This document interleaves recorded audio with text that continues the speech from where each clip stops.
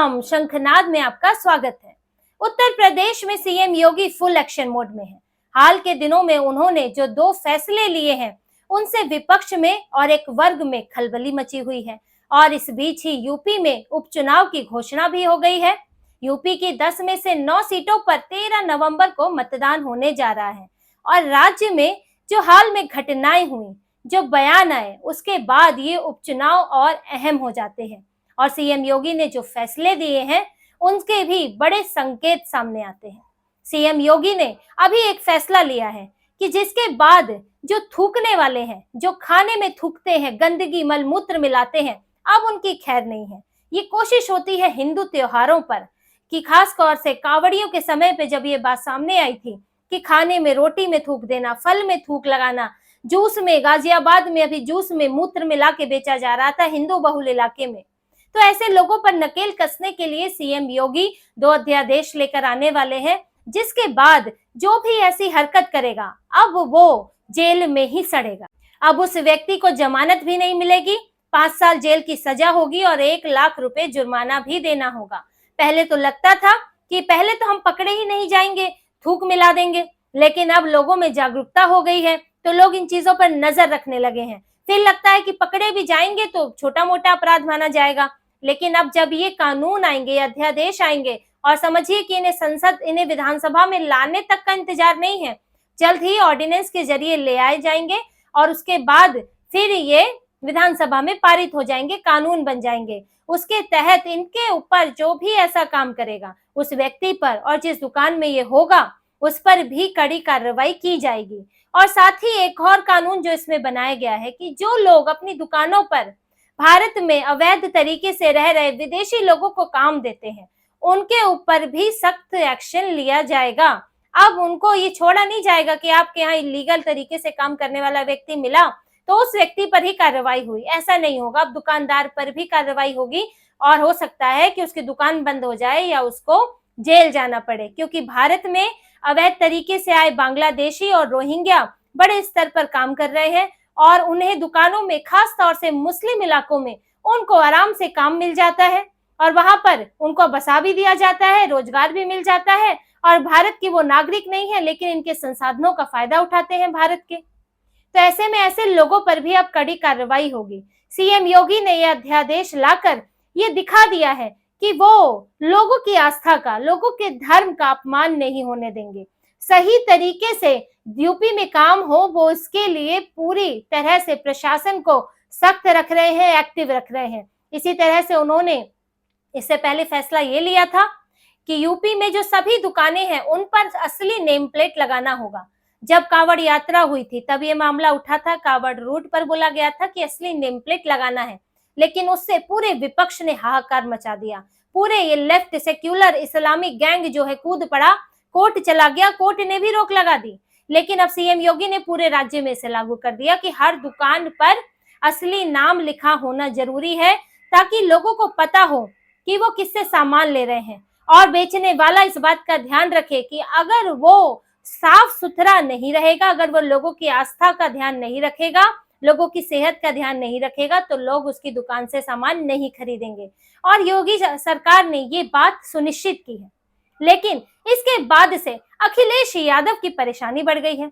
अखिलेश यादव ने इस फैसले पर भी सवाल उठा दिया, इन अध्यादेश पर भी सवाल उठाया है, दुकानों की नेम प्लेट पर भी सवाल उठाया था कि ये जो है ये एक वर्ग को, एक समुदाय को बाहर रखने के लिए किया गया है। ये मुसलमानों के साथ अन्याय है, मुसलमानों के साथ यूपी सरकार जो है गलत कर रही है। क्योंकि अखिलेश यादव को तो अपने पीडीए की चिंता है, पिछड़ा दलित अल्पसंख्यक, यानी कि पिछड़े दलित के नाम पर हिंदुओं को बांटो, उनके वोट लो, और मुसलमान को एकजुट करो और उनके भी वोट लो। तो अखिलेश यादव तो अपने पीडीए पर चल रहे हैं और ये पीडीए के लिए वो किसी भी हद तक जाने को तैयार है। चाहे हिंदुओं के धर्म पर, आस्था पर सवाल उठ जाए, चाहे हिंदुओं की हत्या हो जाए, चाहे हिंदू अपने त्योहार न मना पाए, लेकिन अखिलेश यादव जो है वो तो अपने मुस्लिम वोट बैंक के साथ ही खड़े रहेंगे, तुष्टीकरण ही करते रहेंगे और बयानों के अंतर दिखाते हैं कि कौन किसकी तरफ खड़ा है।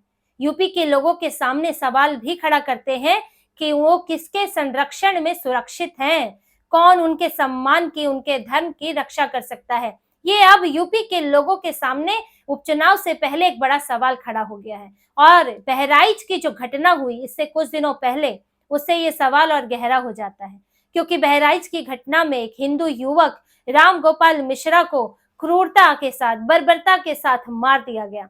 सिर्फ गोली ही नहीं मारी गई, बल्कि उसे करंट लगाया गया, उसके गले पर चाकू के निशान मिले, उसके अंगूठों के नाखून उखाड़ दिए गए। आप बताइए, सिर्फ मार कर काम नहीं चला, बल्कि उसके नोच दिया गया, उसके साथ हिंसा की गई, क्रूरता की गई, जैसे कि कोई जानवर हो जो नोच नोच कर खा रहा हो।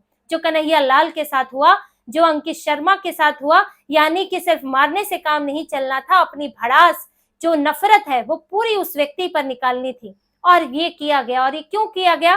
क्योंकि हिंदू अपना त्योहार मना रहे थे, हिंदू वहां पर अपना मूर्ति विसर्जन के लिए जा रहे थे, जो कि वो महाराजगंज कस्बा, जो वहां के रहने वाले मुसलमानों को बर्दाश्त नहीं हुआ, और एक नौजवान युवक, हिंदू युवक को मार दिया गया। और इस पर भी अखिलेश यादव क्या कहते हैं कि मस्जिद के सामने डीजे क्यों बजाया गया? अब बताइए, यानी कि आप जो है उस हत्या को सही ठहरा रहे हैं। अभी हाल ही में एक वीडियो सामने आया है, जिसमें एक मुस्लिम युवक एक मंदिर में माता की मूर्ति पर लातों से वार कर रहा है, मूर्ति तोड़ रहा है, लेकिन उस युवक की हत्या तो नहीं हुई। पुलिस में केस हुआ, उसको, उसके खिलाफ शिकायत की गई, उसको, वो तो अभी तक जिंदा है, उसको गोली नहीं मारी गई। तो यहाँ पर आप कैसे जस्टिफाई करेंगे कि अगर डीजे बजा दिया तो क्या आप हिंदुओं को गोली से मार देंगे? अखिलेश यादव तो यही कह रहे हैं, और यानी कि वो ये भी कह रहे हैं कि आगे से कोई हिंदू ऐसा करे तो उसको गोली मारना सही है। तो आप ये सोचिए कि किसकी सरकार में किसे गोली लग सकती है, ये आपके उपचुनाव के नतीजों पर निर्भर करेगा।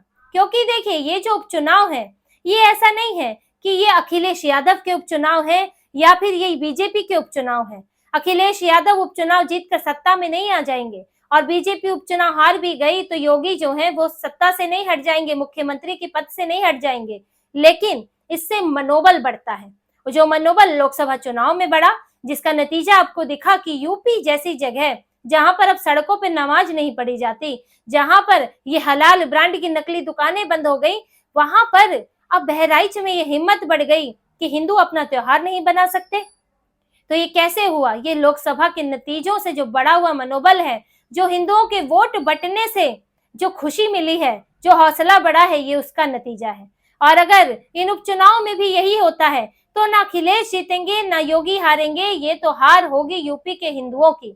ये जो कहा जा रहा है कि लिटमस टेस्ट है, ये सेमीफाइनल है, और इसके बाद अगर ऐसा होगा कि यूपी चुनाव के जैसे नतीजे ही आ गए हैं, ऐसा नहीं है, ये नहीं होगा। यूपी चुनाव के नतीजे तो तभी आएंगे, लेकिन बात है एक वर्ग के हौसला बढ़ने की, मनोबल बढ़ने की, और ये उपचुनाव के नतीजे उसी मनोबल को बढ़ाएंगे कि अब तो यूपी में सरकार भी हटाई जा सकती है, योगी को भी हटाया जा सकता है, और फिर उसके बाद जो आज एक मोहल्ले में हो रहा है वो कई मोहल्लों में हो सकता है। क्योंकि आप अखिलेश यादव जिस तरह बेवकूफ बनाने की कोशिश करते हैं, पीडीए में अल्पसंख्यक कहकर, क्या अल्पसंख्यक है हर जगह? जो हम महाराजगंज की बात करें, बहराइच के जिस कस्बे में एक घटना हुई, महाराजगंज के कस्बे में, उस कस्बे में 80% मुसलमान रहते हैं, और पूरे बहराइच जिले की बात करें तो वहां पर करीब 35% मुसलमान हैं। और आप देखेंगे जिले में ये तो बहुमत में आने की, बहुसंख्यक होने की कगार पर है, और महाराजगंज में तो बहुसंख्यक है ही। तो आप क्या कहेंगे कि उस जगह पर, वहां पर हिंदू बहुसंख्यक है? महाराजगंज में जो 20% हिंदू रहते हैं, उनकी क्या हैसियत होगी? वो क्या अपना त्योहार मना पाते होंगे? तो क्या ये अल्पसंख्यक बहुसंख्यक जो कहा जा रहा है पूरे देश के स्तर पर, क्या वो महाराजगंज के 20% हिंदू बहुसंख्यक हैं? वो भारत के बहुसंख्यक हैं? ये सवाल उठता है। और ये भारत की एक जगह पर नहीं है, भारत में कई जगहों पर ये हाल है, जहां पर हिंदुओं को अपना घर छोड़ना पड़ रहा है। मुस्लिम इलाकों में वो रहते हैं, लेकिन अपना त्योहार नहीं मना पाते, भजन नहीं गा पाते, कीर्तन नहीं कर पाते, और दिन रात जो है मांस की दुकानें देखते रहते हैं, अजान सुनते रहते हैं, तो उनको वहां से छोड़ना पड़ता है। तो वो क्या बहुसंख्यक की स्थिति है? लेकिन अखिलेश यादव को ये अल्पसंख्यक दिखते हैं, और हिंदू यहाँ पर बहुसंख्यक दिखते हैं, जबकि हिंदुओं को अपना घर छोड़ना पड़ रहा है। और आज वो मोहल्ले से निकल रहे हैं, कल को वो अपने जिले से निकलेंगे, फिर राज्य से निकलेंगे, फिर देश से ही निकल जाएंगे, क्योंकि डेमोग्राफी तो हर जगह बदल रही है। और ये जो विपक्ष के नेता हैं, वो ये तो चाहते हैं डेमोग्राफी बदले, हमें वोट मिले और हम सत्ता में आए। अभी तो उनको अपने वोटों का लालच है, और अखिलेश यादव इसी पीडीए के नाम पर हिंदुओं को बेवकूफ बना रहे हैं, पीडीए के नाम पर हिंदुओं को तोड़ने की कोशिश कर रहे हैं। और देखिए, जहां थूक मिलाया जाता है और जहां पर मलमूत्र मिलाया जाता है और गला काटा जाता है, वहां पर पिछड़ा दलित नहीं देखा जाता। ये नहीं देखा जाता है कि ये जो एक थूक मिली हुई रोटी है, ये एक जनरल कैटेगरी के व्यक्ति को ही खिलाई जाए, ये एक पिछड़े दलित को नहीं खिलाई जाए, ऐसा नहीं सोचा जाता है। वो तो हिंदू ही देखता है उसमें, चाहे वो किसी भी जाति का हो, और उसको वो मलमूत्र मिला हुआ खाना खिला देता है। और यही बात यहाँ भी होती है, गला काटने से पहले जाति नहीं देखी जाती। लेकिन अखिलेश यादव जाति दिखाने की कोशिश कर रहे हैं। और वहीं यूपी में सीएम योगी जो है, वो किसका मनोबल बढ़ा रहे हैं? वो राम गोपाल मिश्रा के परिवार से मिले और उनके माता पिता का हौसला बढ़ाया, सरकारी नौकरी देने का वादा किया, आर्थिक मदद की। अगर यहाँ सपा सरकार होती तो क्या यूपी में ऐसा हो पाता? सीएम योगी ने जो फैसला लिया, ये जो उनका दूसरा बड़ा फैसला था कि उनके परिवार से मिलना, वहां पर सख्त कार्रवाई करना, और इनको नेपाल से भी ढूंढ कर लाएगी योगी सरकार, जो अभी नेपाल में यहाँ पर हत्या करके अब्दुल हामिद, उनका बेटा सलमान और एक और दूसरा बेटा जो भाग गए हैं, वो वहां भी नहीं बचेंगे और नेपाल से भी आएंगे। लेकिन जो यहाँ पर सख्त फैसला, सख्त आदेश लिया, क्या अखिलेश सरकार होती तो ऐसा होता? क्या वो पीड़ित परिवार से मिलते? नहीं मिलते, क्योंकि इससे तुष्टीकरण वाला वोट बैंक प्रभावित होता। तो अब देखिए, ये जो लिटमस टेस्ट है, ये सेमीफाइनल है, ये ना अखिलेश यादव का है, ना सीएम योगी का है, ये यूपी के लोगों का है, यूपी के हिंदुओं का है कि वो किसका मनोबल बढ़ाना चाहते हैं और किसके तहत वो अपने आप को सुरक्षित पाते हैं। तो इसी तरह की और खबरें और विश्लेषण आपके लिए लाते रहेंगे। जुड़े रहिए, सब्सक्राइब कीजिए, कमेंट कीजिए। बहुत बहुत धन्यवाद। जय श्री राम।